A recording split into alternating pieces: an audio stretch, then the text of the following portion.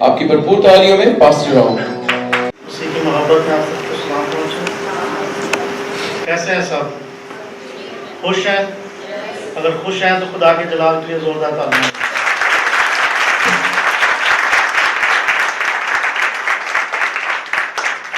खुदा के कलाम में से देखते हैं मरकस की इंजील से उसका 2 बाब 22 आयत।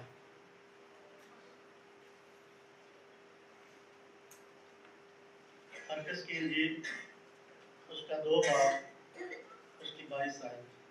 2 chapter 22 verse। मेरे पीछे पीछे पढ़े।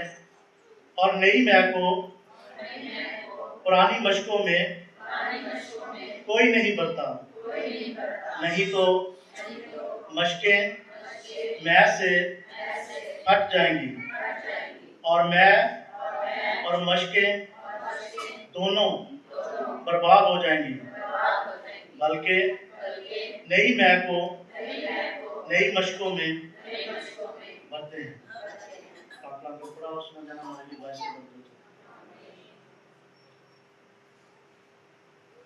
अगर हम अपने इर्द गिर्द देखें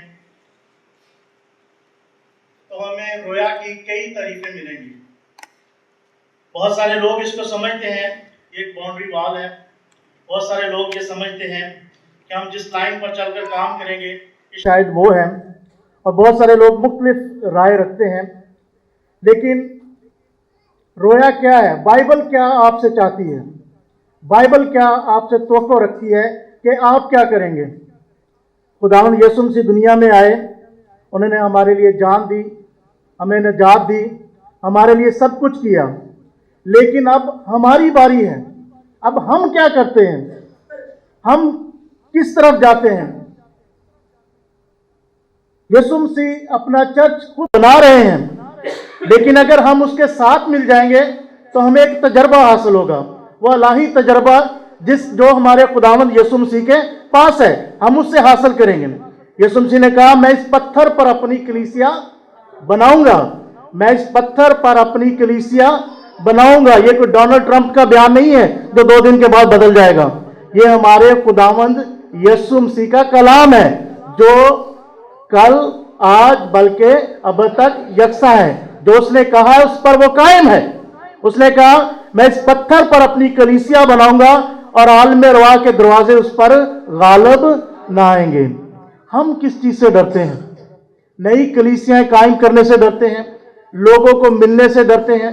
बहुत सारे लोग, कल मुझे एक भाई कह रहे थे कि चार्ल्स स्पर्जन ने यह बात कही थी बहुत सालों पहले, बहुत वर्षों पहले, कि नए ईमानदारों को, नए चूजों को जब हम पुरानी कलीसियाओं में भेजते हैं तो ये ऐसे ही है जैसे नए चूजों को मुर्दा मुर्गी के नीचे डाल देते हैं और वो उनको गर्म नहीं कर सकती है।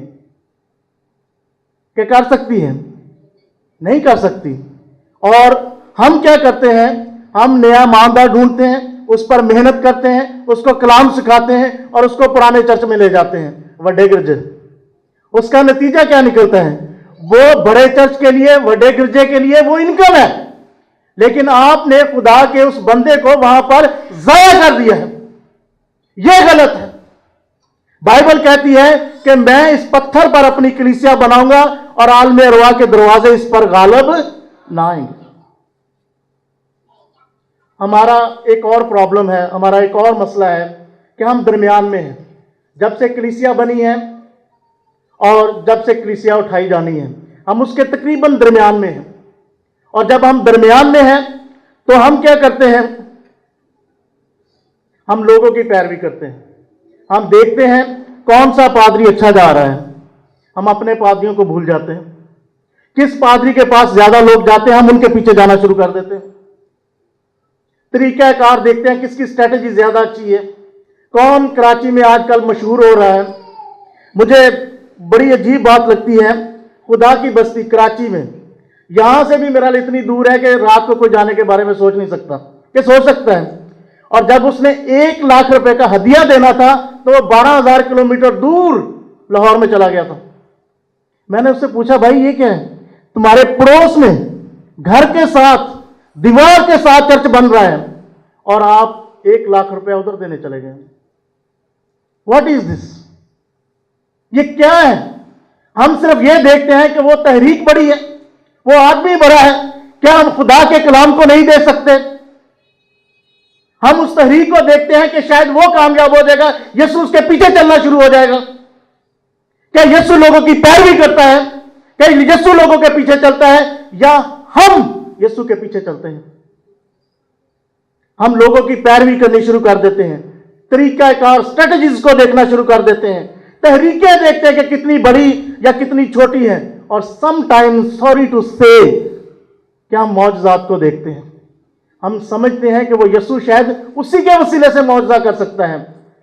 हम बीमारियों में शायद इस कदर खो गए हैं कि हमें परवाह ही नहीं है कि हमने नई कलीसियाएं कायम करनी है, नए ईमानदार ढूंढने हैं, लोगों को हमने वो बरकत उनके साथ बांटनी है जो हमारे पास है या किसी और के पास नहीं है।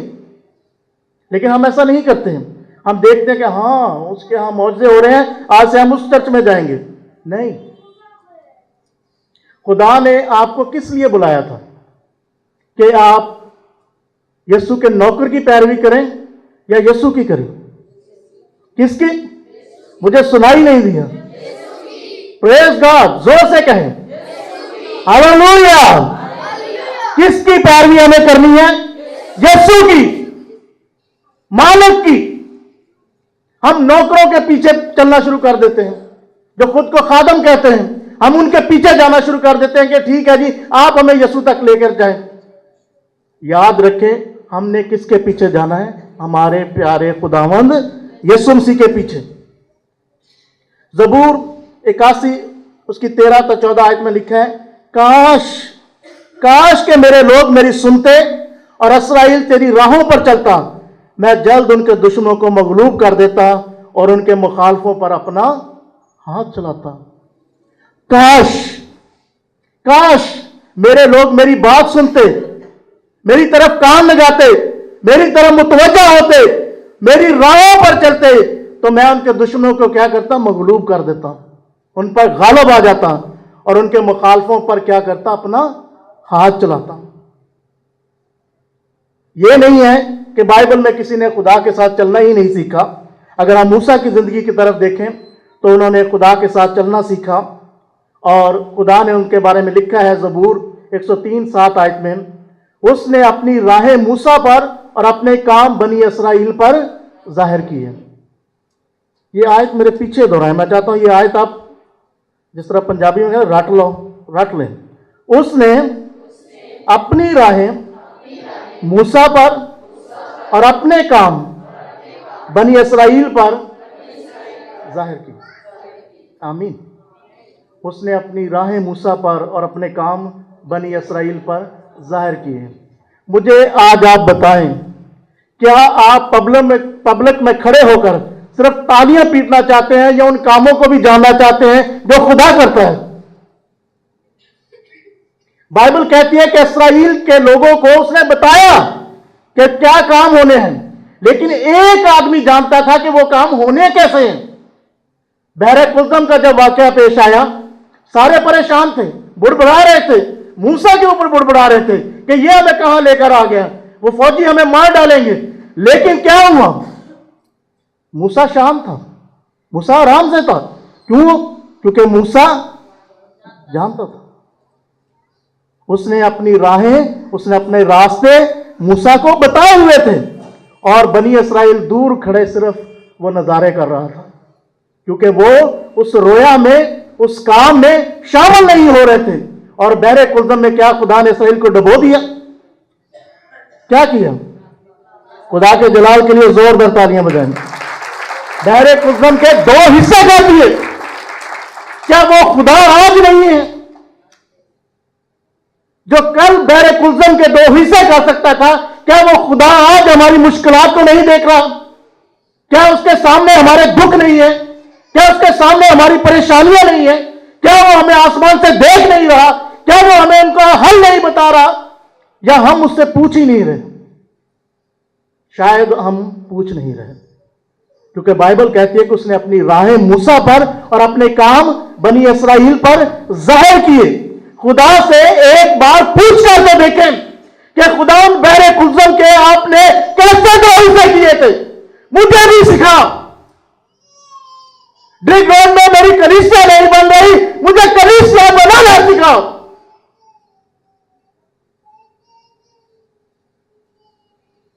आग का सुतून, मन, चट्टान से पानी, ये सब कुछ कौन जानता था? मूसा, खुदा का बंदा। Praise God. मूसा के लिए जोरदार तालियां बजाएं। ये अच्छा है कि हम उसके कामों को देखें, बयान करें, लेकिन बेहतरीन क्या है कि हम उसके रास्तों को पहचानें, हम उसको जानें, उसकी राहें कौन सी हैं। और बाइबल हमें सिखाती है, इस्तिशना 5 बाब उसकी 9 आयत, हुक्मों पर अमल करते सदा उनका और उनकी औलाद का भला होता। अपनी औलाद के लिए आप क्या कुछ करते हैं? कभी सोचा है आपने? सुबह जागना, मेहनत करना। समटाइम्स तो लोग ये भी कहते हैं अपने बच्चों के लिए बेईमानी करना भी ठीक है। समटाइम्स, मैं मसीहों की बात नहीं कर रहा कि ये नहीं करते हैं, वैसे ये बात भी नहीं है कि ये नहीं करते हैं। हुक्मों पर अमल करते सदा उनका और उनकी औलाद का। अगर हम खुदा के हुक्मों पर अमल करें, उसके रास्तों को पहचानें, उससे पूछें कि बहरे कुल्सम के तूने 2 हिस्से कैसे किए थे, आसमान से मन कैसे बरसाया था, चट्टान से पानी कैसे पिलाया था, तो फिर हम जान जाएंगे कि उसके रास्ते कौन से हैं। मूसा की तरह। नंबर 1, कौन सा रास्ते हमें अपनाने चाहिए? आप इनसे अलग भी लिख सकते हैं। नंबर 1 पे है, मैंने लिखा बैप्टिज्म, बपतिस्मा। सबसे पहले खुदा को कबूल करें। मुझे याद है 1992 में जब मैंने पहली दफा खुदा को कबूल किया था, अपने रास्तों से हटा था, तो मैं अपने इलाके के लिए बड़ा परेशान होता था कि हमारे इलाके में कोई पेंटिकॉस्टल तहरीक नहीं है, हमें वहाँ पर एक तहरीक चाहिए। मैंने यहाँ ग्रिड रोड के बहुत बड़े पास्टर हैं, उनसे भी बात की थी। फिर यहाँ पर एक अमेरिका से खादम आए थे, मैंने उनसे भी बात की थी कि आप वहाँ पर जाएं। मुझे उस खादम ने बहुत अच्छा समझाया था। उसने कहा, क्या लोगों को खादम बचाते हैं या यीशु बचाता है? मैंने कहा यीशु बचाता है। तो उसने कहा, why don't you start your church there? उसने मुझे कहा आप जाएं और वहां पर जाकर चर्च शुरू करें। और मैंने वहां पर जाकर चर्च शुरू किया। प्रेज गॉड कि खुदा ने मुझे भरपूर तरीके से वहां पर इस्तेमाल किया। मुझे कोई शिकवा नहीं है खुदा के साथ। हालेलुया। लेकिन स्टार्ट कहां से हुआ? कहां से हुआ? बैप्टिज्म से, खुदा को कबूल करने से, रूह में जिंदगी गुजारने से, खुदा के खौफ में रहने से, प्रस्तश का बोझ रखने से, रास्तबाजी की भूख और प्यास रखने से, कलाम की खिदमत करने के शौक ने, रूहानी जंग में खुदा ने फतेह हासिल दी, फतेह दी। और एजाज सनिया जब दुख आए तो बर्दाश्त किए। ये नहीं, मुझे याद है जब मेरा एक्सीडेंट हुआ था तो 8 घंटे के बाद, कराची में शायद आप सोच भी नहीं सकते, लेकिन उन जगहों पर यह आम सी बात है, 8 घंटे के बाद मुझे तिब्बी इमदाद मिली थी और मेरी गाड़ी इस तरह श्रिंक हो गई थी और वहां पर शर्तें लगी हुई थी कि ये मोटा बंदा नहीं बचेगा। लेकिन मैं खुदा का शुक्र अदा करता हूं कि आज मैं आपके सामने। और मैंने उस रात शैतान से कहा था, kill me today if you can, मुझे मार दो अगर तुम मुझे मार सकते हो तो। लेकिन प्रेज गॉड, मेरे अंदर वो था जो उससे कहीं बड़ा था और उसने मुझे बचा लिया। और उसके बाद मैं सोचता था कि अब मैं क्या करूं।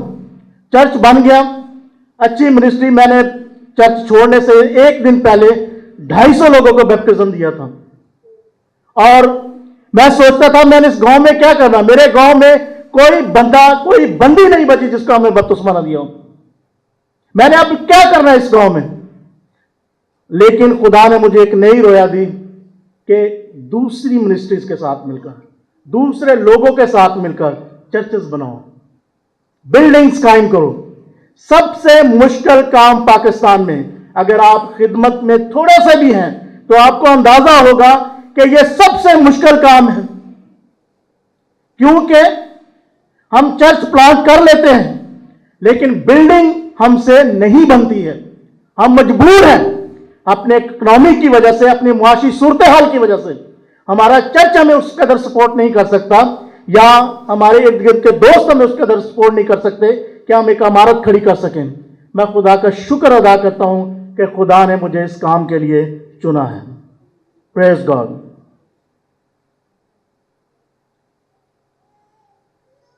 खुदा के घर यानी जिंदा खुदा की कलीसिया में जो हक का सतून और बुनियाद है, क्यों कर बर्ताव करना चाहिए।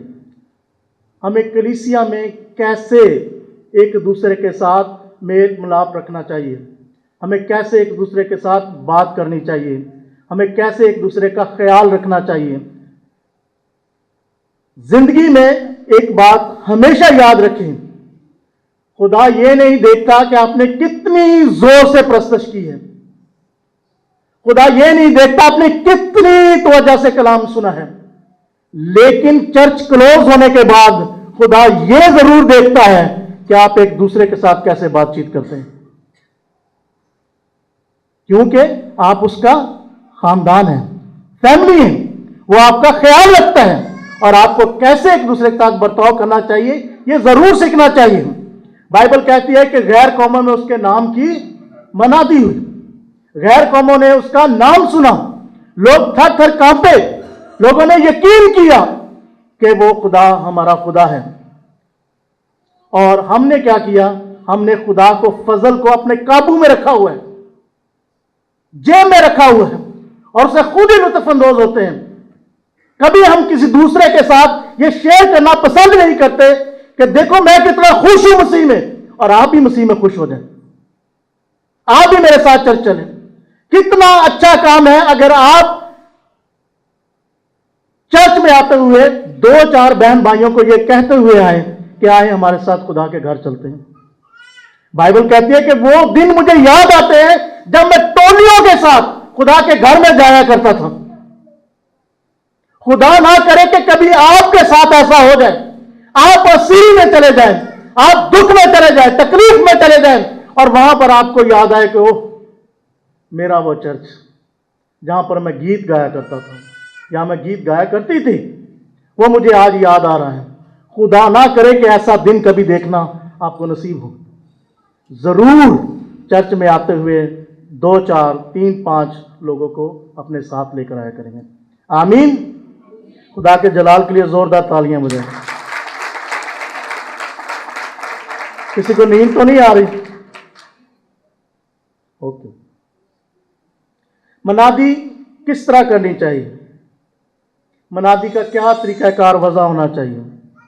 मनादी तजर्बा और आपके इल्म इलाहियत का इल्म, नॉलेज, नजात, ये कैसे एक दूसरे के साथ इकट्ठी करें। बाइबल कहती है कि तूने पहली सी मोहब्बत छोड़ दी, तूने पहली सी मोहब्बत, क्या नजू हमने छोड़ दी?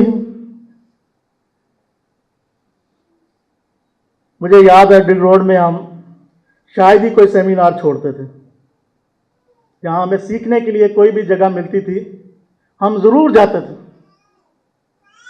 हमसे मुराद यह है कि मेरे दोस्त और मैं। बाइबल कहती है कि तूने पहली सी मोहब्बत छोड़ दी है। उन दिनों को याद करें, उन वक्तों को याद करें, उस लम्हे को याद करें जब आपने पहली बार खुदावंद यीशु मसीह को कबूल किया था। तब क्या हालात थे, तब क्या सिचुएशन थी, तब आप क्या किया करते थे। मुझे याद है, मेरा बस नहीं चलता था कि मैं अपने गांव में उड़कर चला जाऊं और वहां पर जाकर लोगों में मनादी करूं। मुझे याद है कि जब पहली दफा मुझे वहां पर सरमन देने के लिए खड़ा किया था तो मैंने 1.5 घंटे तक सरमन देता रहा था। मुझे वक्त का कोई अंदाजा ही नहीं था, मैं इतना खुश था। शायद आप भी ऐसे ही हैं, आपके दिल में भी है कि वो फलां फैमिली खुदा के घर में आनी चाहिए, उसको खुदा के करीब आना चाहिए, लेकिन आप अपने अंदर हौसला नहीं पाते कि आप उसको जाकर कह सके कि भाई और या बहन मेरे साथ आप खुदा के घर में चलें। हम टोलियों के साथ चलते हैं खुदा के घर में, हम गीत गाते हुए जाते हैं, खुदा की सना गाते हुए खुदा के घर में जाते हैं। तूने पहली सी मोहब्बत छोड़ दी, उसको जगाए, मसीह में अपनी समझ बूझ को आजमाए, देखें, फतह हासिल करें, खुदा आपको जरूर कामयाब करेगा। बाइबल में यूहन्ना 8 बाब 3 बाब उसकी 11 आयत में जना में एक ऐन फेल के वक्त औरत पकड़ी गई, उसको खुदावंद यीशु मसीह के पास लाया गया। और क्या खुदावंद यीशु मसीह ने उस औरत को यह कहा कि बीबी ये तुमने क्या कर दिया, बल्कि उसने उससे कहा फिर गुनाह ना कर। सिंपल, इतनी सिंपल मना दी है कि जो आज तक इस लाइन तक जो आज हो गया वो हो गया, खत्म। लेकिन आज के बाद नो टू सिन, गुनाह को नहीं, गुनाह नहीं करना, और आज के बाद खुदा के फजल के अंदर रहना है। हालेलुया। यह है तजर्बा, यह हमारे खुदावंद यीशु मसीह का एक्सपीरियंस जो उसने वहां पर इस्तेमाल किया। जा फिर गुनाह ना करना। ग्रासिनियों के इलाके में बदरू गिरफ्तार शख्स था, उसके अंदर लश्कर था, तकरीबन 2000 के करीब बदरूएं थी। कितनी थी? पाकिस्तान में कोई एक बदरू निकाल लेना तो 2000 बंदों को बताता है कि वो निकल गई थी। ऐसा है या नहीं? तो यीशु मसीह ने कितनी निकाली थी? 2000 बदरूएं एक साथ। और उस शख्स ने खुदावंद यीशु मसीह को कहा कि मैं तेरे पीछे पीछे चलना चाहता हूं, मैं तेरे पीछे आना चाहता हूं, मैं तेरे साथ मुनादी करना चाहता हूं। यीशु मसीह ने उसको क्या कहा? अपने घर जा, उनको लेकर आ, खुदा के पास उनको लेकर आ। हम क्या करते हैं? हम उस बंदे को अपने साथ साथ रखते हैं, जो काम खुदा उससे लेना चाहता है वो हम वहीं रोक देते हैं कि ये तो अब हमारे साथ बुक है, आज के बाद इसके साथ कोई और दूसरा काम नहीं होगा।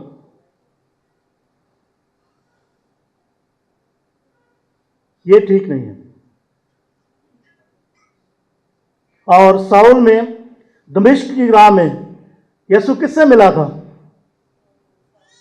पलूस से, साउल से। ओके ओके ओके, मुझसे गलती।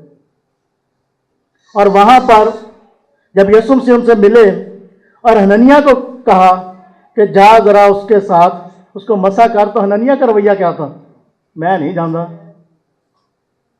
वेरी गुड, किसने पंजाबी में कहा मैं तो नहीं जानता, मैं तो नहीं जाता। उसका यही रवैया था, मैं नहीं जाऊंगा। क्यों? क्यों नहीं जाना था? पलूस रसूल से वो डरता था, डरता था, बिल्कुल डरता था। क्यों? क्योंकि पलूस रसूल कत्ल करता था, वो जानता था। और अगर आप यूना की तरफ कभी देखें तो यूना के साथ भी यही प्रॉब्लम था। मैंने जब उसकी हिस्ट्री पढ़ी थी तो उसमें मुझे जो मिला था वो ये था, जो हम पंजाबियों में कहते हैं ना कि सांप और यहूदी साथ साथ जा रहे हों तो यहूदी को मार दो, सांप को छोड़ दो। तो ये अमलन नैनवा में होता था। वहां पर यहूदी को देखने के बाद दूसरा सवाल किया ही नहीं जाता था। यहूदी मतलब किल हिम, मार दो उसको। और यूना यही सोचता था कि जब मैं वहां पर जाऊंगा मेरी कोई सुनेगा तो वो खुदा की बात मानेगा ना, मैं तो अभी रास्ते में ही होऊंगा तो मुझे मार दिया जाएगा, मेरे मुंह से तो आवाज भी नहीं निकलेगी तो लोग मुझे मार डालेंगे। यही उसका प्रॉब्लम था, इसलिए वो बेचारा तरसीस को भाग गया था। लेकिन क्या यूना को खुदा ने छोड़ दिया? क्या यूना का काम खुदा ने छोड़ दिया? यूना फिर वहां पर गया, उसने मनादी की, खुदा ने उसको बचाया और उसके वसीले से कितनों को बचाया। सिर्फ सोचें कि आपके वसीले से कितने लोग बच सकते हैं। सिर्फ सोचें। Praise God. और हननिया को खुदावंद ने कहा, यह गैर कौमों, बादशाहों और बनी इस्राएल पर मेरा नाम जाहिर करने का मेरा चुना हुआ वसीला है। एक बंदे को खुदा ने चुन लिया है और हननिया कह रहा है कि नहीं, मैंने नहीं कुछ करना भाई, वो तो मारता है। और यीशु मसीह ने यह कहा कि ये गैर कौमों, बादशाहों और बनी इस्राएल पर मेरा नाम जाहिर करने का मेरा चुना हुआ वसीला है। Praise God. और जब जदऊन को मदियानियों से जंग करने जाता है तो कितने लोग थे? मुझे पता है डिल रोड में कलाम बहुत सुना जाता है। कितने थे? 32,000 लोग जो जंग के लिए जाना चाह रहे थे। कितने थे? 32,000। और उनमें से खुदा ने कितने चुने थे? सिर्फ 300, जिन्हें जंग करने के लिए ले जाया गया। खुदा उन 300 के बगैर भी जंग जीत सकता था, लेकिन वो इंसान को अपने साथ साथ रखना चाहता है। दुनिया में चर्च आज से नहीं प्लांट हो रहे, ये तब से हो रहे हैं। अगर ब्रिक रोड में आप खुदा की मनादी नहीं करेंगे तो तब भी होगी। मुझे याद है, मैंने यहां से मनादी शुरू की थी, इसी जगह से, और मैं आज यकीन करता हूं कि दुनिया गोल है। मैं देख लो वहीं पर आ खड़ा हूं। हालेलुया। मैं आज वहीं पर खड़ा हूं। हमने यहां पर एक क्रूसेड किया था छोटा सा, और उसमें मैंने तर्जमा किया था। ये वही कशाना भट्टी जगह है। और मेरी बीवी मुझसे पूछ रही थी, आप तो बड़े आराम से उसी जगह पर आ गए। मैंने कहा ये वो जगह है जहां से मैंने खिदमत शुरू की थी। मैं ऐसे नहीं कैसे भूल सकता हूं। हम बात कर रहे हैं कि अगर आप नहीं भी उस बहन को, भाई को कलीसिया में लेकर आएंगे तो खुदा उसे फिर भी चुन ही लेगा। बेहतर यही है कि सबसे पहले आप जाकर कहें कि आए भाई, आए बहन, खुदा के घर में चलते हैं और टोलियों में चलते हैं और खुदा की सना गाते हुए चलते हैं। कलीसिया को कैसे आप मुतहरक कर सकते हैं? सबसे पहले खुदा का अपने लिए फजल मांगें, ताकि आप इस काबिल हो सकें कि लोगों को खुदा के घर में ला सकें। और दूसरा, कलीसिया का एक मकसद रखें। अपने पास्टर साहब के साथ मिलकर यहां पर बड़े बड़े अल्फाजों में लिखें कि हमारा क्या मकसद है। अपनी बाइबल में लिखें, उसे रखें कि हमारे चर्च का क्या मकसद है, और पूरी कुव्वत से, पूरी ताकत से उस काम के पीछे लग जाएं, उन नजरियात पर खड़े हो जाएं और मुआशरे में अच्छी बातचीत, अच्छे तरीकाकार फैलाएं। और सबसे बड़ी बात यह है, ये ना सोचें कि हम पादरी साहब को जवाब दें, बल्कि ये सोचें कि आप यीशु मसीह को जवाब दें। आमीन। कितने लोग सोचते हैं कि वो यीशु मसीह को जवाब दे होंगे? Praise God. खुदा के जलाल के लिए जोरदार तालियां बजाएं। अगर आप आज के कलाम से मुत्फिक हैं तो मेरे साथ मिलकर जोर से कहें, आमीन, आमीन, आमीन। हम खुदा की शुक्रगुजारी करते हैं आज के इस बेशकीमत कलाम के लिए। और बेशक खुदा का कलाम हमें सिखाता है कि जब रूह कुद्स